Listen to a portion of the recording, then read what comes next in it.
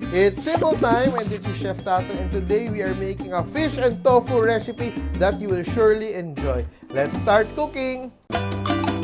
Simpol, simpol, luto na, ha, ha.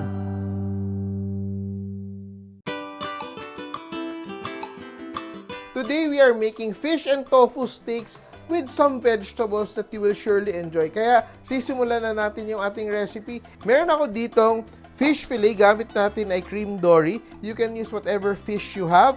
Pero I will just season my fish with salt and pepper. Yan. Season it very lightly. So what we will do, we will add cornstarch and flour. No? So we will make like a light coating. Just mix it until it's coated in the flour and the cornstarch. Yan. Let it sit muna. In the meantime, gagawin natin, we will fry our tofu. No? So look at that, I cut it into strips. So parang tofu sticks. Yan. Hot oil. As soon as our tofu is fried, let the excess oil drip off. Yan.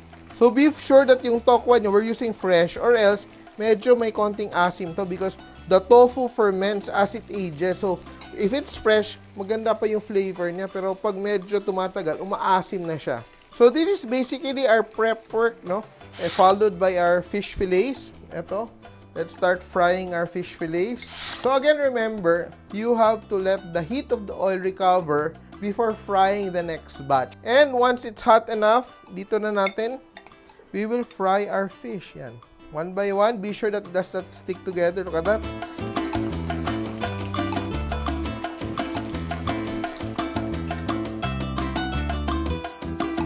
And our fish fillets are done. Tatabi din natin siya. Very nice fish fillets. And we'll just use the same oil here. Kuha lang tayo ng konting oil. Here. And I have here squid balls. So, ang squid balls ko, and to add to the meaty, no? Nice bite ng ating squid balls. Saute lang natin ating squid balls. So, let's just dissolve our oyster sauce. So, ito very mildly flavored yung ating sauce nito. Sugar. Hot sauce, of course. So, just a teaspoon of hot sauce. You can add more if you want. Yan. And cornstarch. A tablespoon of cornstarch. So, look at that. Our squid balls are done. Then, we saute garlic. I just sliced garlic, around 2 cloves of garlic. I have ginger, a tablespoon of ginger. Yan, ito yung magbibigay sa atin ng masarap na flavors. Yan. Once it's very aromatic, we add everything else. So we have our carrots, our celery, black beans, a tablespoon of salted black beans. Yan. Add to our saltiness, siling pangsigan, green chilies. Yan, a little bit more spice. Green bell peppers, red bell peppers, yan. And of course, onions, white onions. Saute lang natin very lightly. Look at that.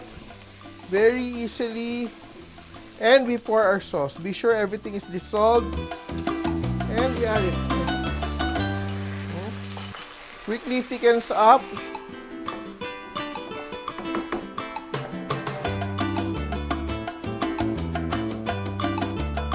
So, optional if you want to add sesame oil, but it will give it a very nice nutty finish. Yan, and it's done. Ito yung sauce natin. Look at that.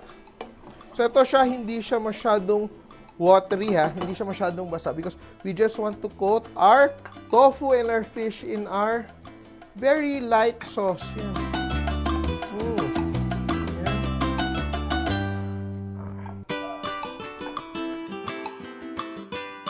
The fish, the tofu, the vegetables, very mildly seasoned and flavored with oyster sauce.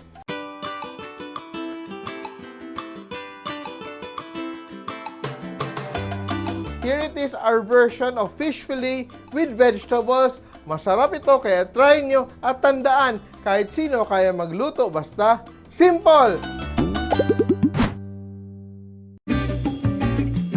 Mga ka-simple, remember, loving is sharing. Kaya share this video and like nyo na rin. Kain muna ako. Bye!